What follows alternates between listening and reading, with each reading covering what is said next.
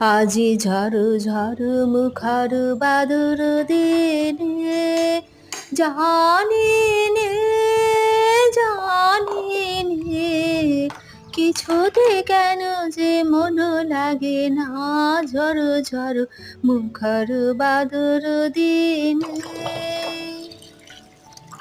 আজকে কুদ্রুর পকোড়া করলাম। কুদ্রু তো কোনো কিছুতেই টেস্ট লাগে না, পেঁয়াজ ছাড়া কুদ্রুর কোনো টেস্ট লাগে না।